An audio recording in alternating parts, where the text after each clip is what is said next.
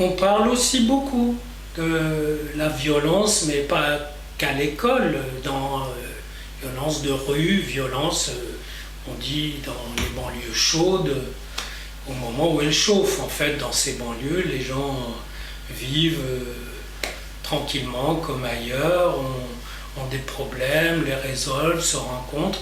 Là, il ne faut pas non plus diaboliser les banlieues, mais il y a des focalisations, des enquistements de violence, et je trouve qu'on est très très peu armé pour l'affronter, cette violence. Et non seulement, bien sûr, si on pouvait éduquer, il y a le fantasme d'éduquer, de former ces jeunes dès l'enfance dans un milieu qui serait aseptisé, qui serait parfait, qui en ferait des gens parfaitement intégrés, mais ça n'existe pas. Il n'y a pas de... Les gens vivent et se nourrissent dans leurs problèmes et dans le milieu mouvementé qui est le leur. Donc il me semble que là, il y a un problème et sur lequel on a fait le silence. J'en ai un peu parlé à propos de la violence à l'école, quand j'ai dit que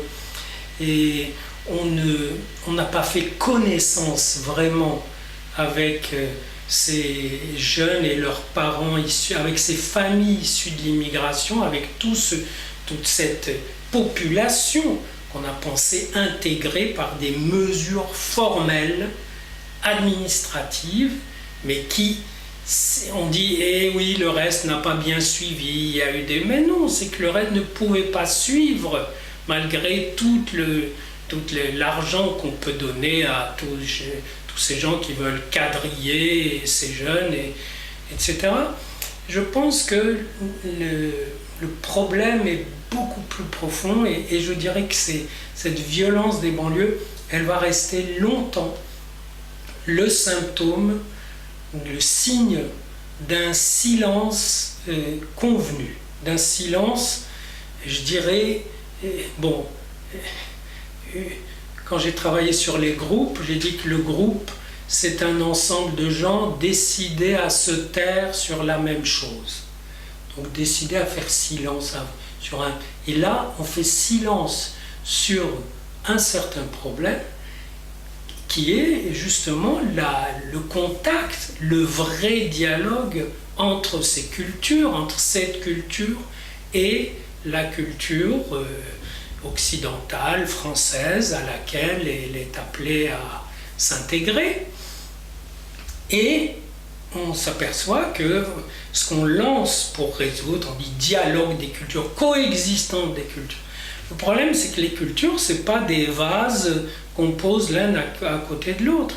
Il se trouve qu'entre ces deux cultures, il y a des discours l'une sur l'autre. Il y a le discours occidental sur l'Orient, mais il y a le discours aussi de l'Orient, de la culture musulmane sur les autres. Ces jeunes ne lisent pas leur texte fondateur, mais le texte fondateur s'exprime à travers eux. Et c'est un texte qui est assez critique envers les autres, envers notamment les chrétiens, et les juifs aussi.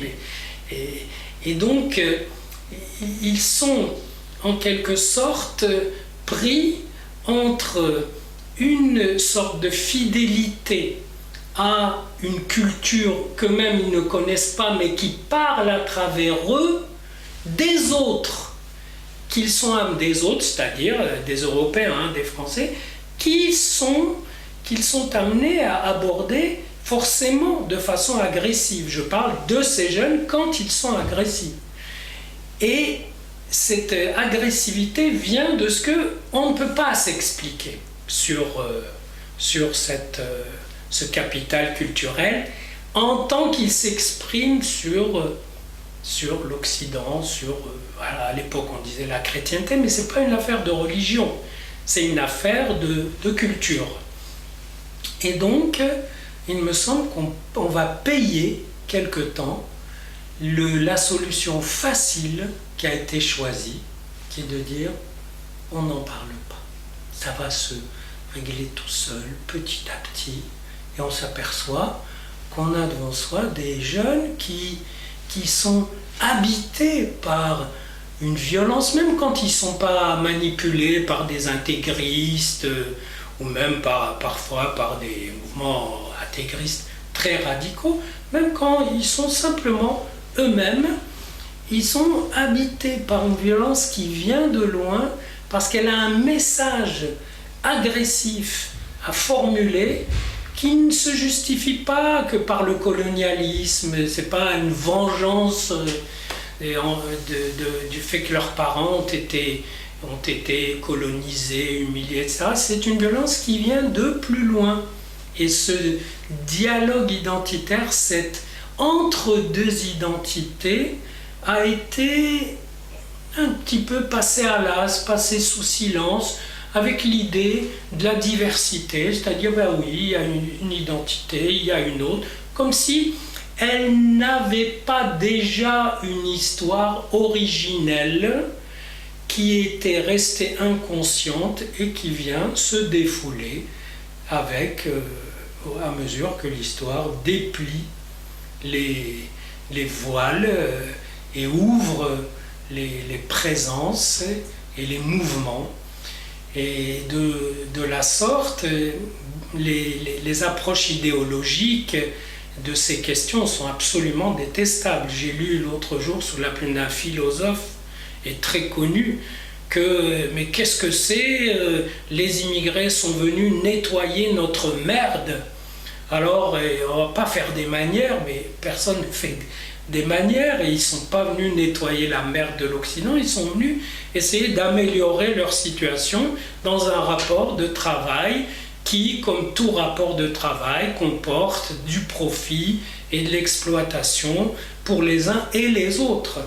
Et donc, il y a une façon d'instiller, de distiller là-dedans de la culpabilité, et surtout, pas question de critiquer. Or, moi, je me rappelle, faisant partie d'une des vagues d'immigration dans les années 50, je me rappelle que le mépris que nous sentions venir comme ça, de la culture ambiante envers nous venant des fins fonds de la Médina, il avait quelque chose d'un petit peu positif, c'est qu'il était stimulant. Ça veut dire, ah bon, ils ont cette idée de nous, ben on va l'inverser.